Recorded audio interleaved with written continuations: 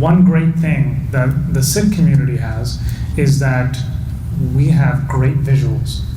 When we do something, it's good to see. So when we're doing Guru Nanak's Free Kitchen, that's an exceptional visual. That's something that can be shown. And the more visual your story is, the more elements there are, like whether it's a person receiving food, a person giving food, the making of food, transporting the food, those kinds of visual elements are what newsrooms are looking for. Nobody wants to cover a story where they say, show up and there's going to be 5 speakers on a podium. The media will simply just not come because it's too boring. If you watch news stories, they move very quickly. They only have limited time, and they're looking for something that's visually stimulating.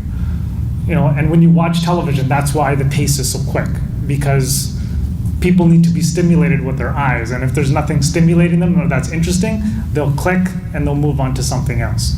So thinking about the visual aspect of a story is very, very critical. And in our community, the Sikh community, there's a lot of things that we do that are very visually engaging. And I think taking advantage of that is one critical area where I think you need to relay that information when you're outreaching to media. Another thing that's very important as well,